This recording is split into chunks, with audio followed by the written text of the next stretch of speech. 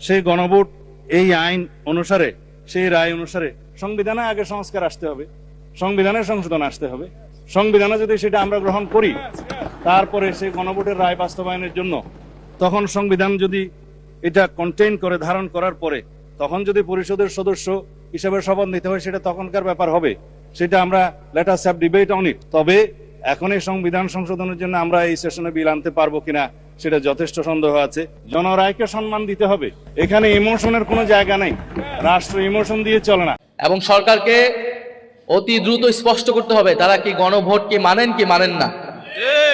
কারণ আমরা দেখেছি সরকার দলের যিনি প্রধানমন্ত্রী বর্তমান, তিনিও কিন্তু হ্যাঁ ভোটের পক্ষে, ইচ্ছা থাকা না সত্ত্বেও তিনি হ্যাঁ ভোটের পক্ষে প্রচারণা করেছেন একদিন হলেও। তার মানে আপনারা সবাই গণভোটকে মেনেই মীমাংসা করেই আমরা সবাই কিন্তু এই নির্বাচনে অংশগ্রহণ করেছি। এই নির্বাচন কোনো একটি নির্বাচন হয়নি। এত ইঞ্জিনিয়ারিং এর পরেও গণভোটে 70% ভোট কিন্তু এসেছে জনগণের পক্ষে থেকে। ফলে অবশ্যই গণভোটের গণরায় অনুযায়ী সংস্কার বাস্তবায়ন করতে হবে। সংবিধান সংস্কার পরিষদ গঠন করে সেই সংবিধান সংস্কার পরিষদে এই নতুন যে সংস্কার, সেই সংস্কার প্রক্রিয়াগুলো সংবিধানে সন্নিবেশিত করতে হবে। যদি এর কোনো ব্যত্যয় ঘটে তাহলে আমাদের রাজপথ এবং সংসদ উভয় জায়গায় আমাদের প্রতিবাদ জারি থাকবে। এবং বিএনপি সরকারের প্রতি আহ্বান থাকবে যে 1975 সালে সিপাহী জনতার অভ্যুত্থানের পরে শহীদ প্রেসিডেন্ট জিয়াউর রহমান একটা সুযোগ পেয়েছিলেন এই 72-এর সংবিধানটাকে বাতিল করে একটা নতুন সংবিধান তৈরি করা।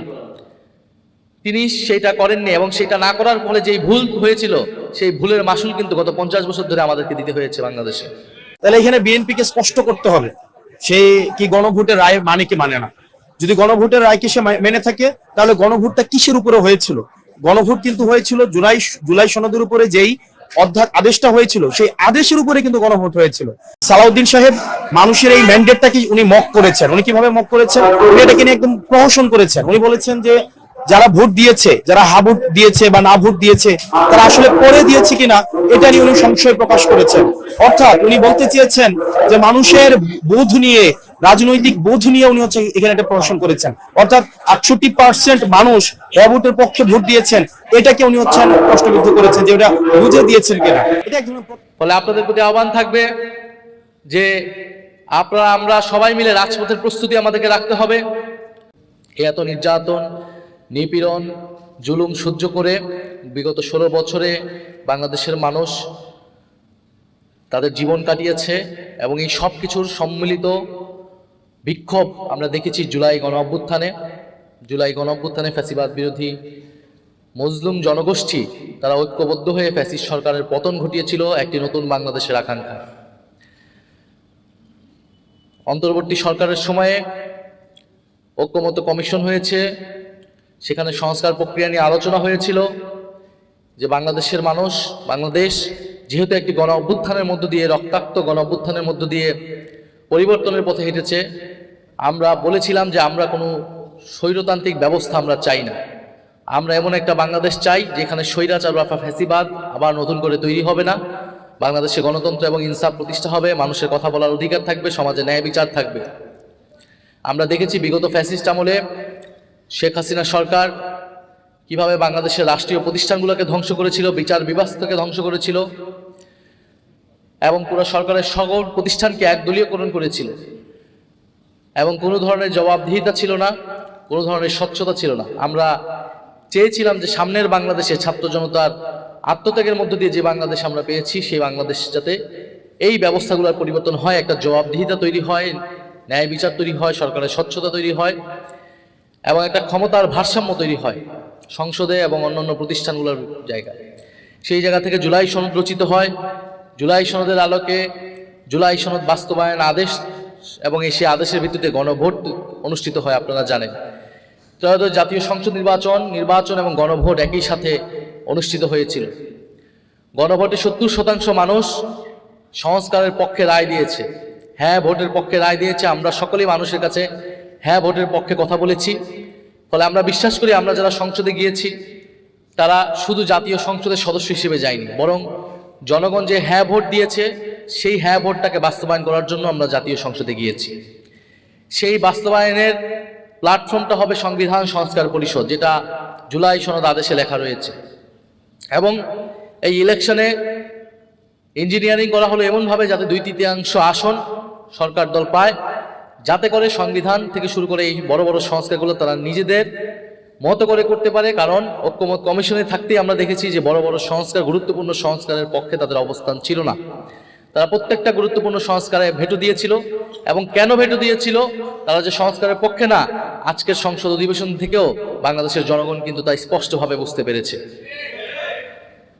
সরকার দল তারা শপথ নেয়নি সংবিধান সংস্কার পরিষদের, উপর্যুপরি তারা বলার চেষ্টা করছে, যে সাংবিধানিক দোহাই দেওয়ার চেষ্টা করছে, এবং সাংবিধানিক দোহাই দিয়ে তারা এই সংস্কারের সবকিছুকে তারা অবজ্ঞা করছে। জনগণের যে গণরায়, গণভোটের মধ্যে প্রতিফলিত হয়েছে, সেই গণরায়ের বিরুদ্ধে তারা অবস্থান নিচ্ছে। আমরা বিগত আমলে, ফ্যাসিস্ট আমলে আওয়ামী সরকারকে দেখেছিলাম এরকম সংবিধানের দোহাই দিয়ে তত্ত্বাবধায়ক সরকার বাতিল করেছে, সংবিধানের দোহাই দিয়ে তারা বিরোধী দলকে দমন পীড়ন করেছে, সংবিধানের দোহাই দিয়ে তারা পুরো রাষ্ট্রীয় সকল প্রতিষ্ঠানকে দলীয়করণ করেছে। আমরা চেয়েছিলাম যে এই সংবিধানের সংস্কার করে বাংলাদেশটাকে নতুন করে আবার সাজানো, নতুন করে আবার এগিয়ে নিয়ে যাওয়া, কিন্তু সরকার দলের সেই ইচ্ছা আছে বলে মনে হচ্ছে না। তারা সে একই রকম একচ্ছত্র ক্ষমতা চর্চা করতে চাচ্ছে এবং সংবিধানকে তারা তাদের মতো করে পরিবর্তন করতে চাচ্ছে। জুলাই সনদকে তারা উপেক্ষা করছে, গণভোটের গণরায়কে তারা উপেক্ষা করছে। ফলে আমরা আজকে সংসদে সেটি উত্থাপন করেছিলাম। বিরোধী দলীয় নেতা জামাত ইসলামের সংগ্রামী আমির ডক্টর শফিকুর রহমান সেটা উত্থাপন করেছিলেন। আমরা কোনো সন্তোষজনক উত্তর পাইনি সরকার দলের পক্ষ থেকে।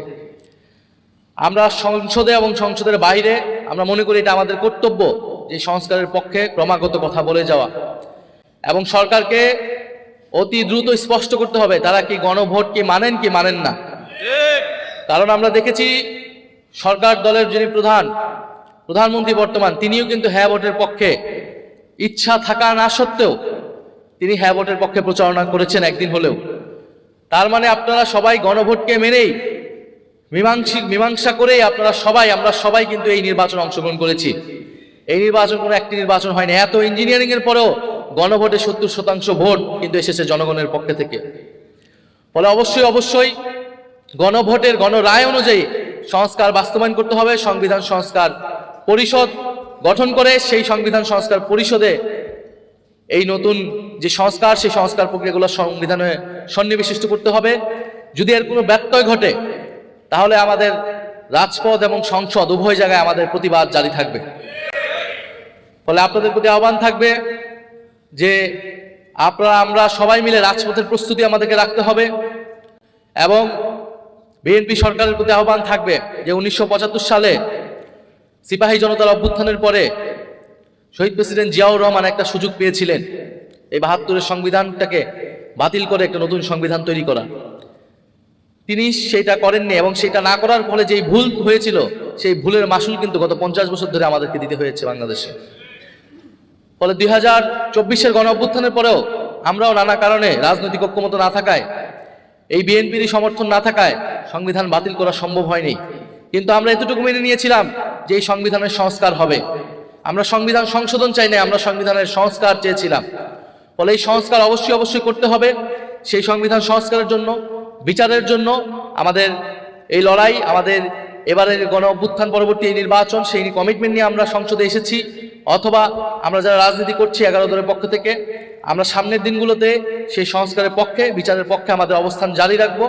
এবং আমরা আশা করব যে আল্লামা দেলোয়ার হোসেন সাঈদীকে, ওনাকে যেভাবে বিচারিক হত্যাকাণ্ডের মাধ্যমে হত্যা করা হয়েছে, সেটারও সুষ্ঠু তদন্ত এই বাংলাদেশের মাটিতে হবে। আমরা বাংলাদেশে ন্যায় বিচার চাই, ইনসাফ চাই।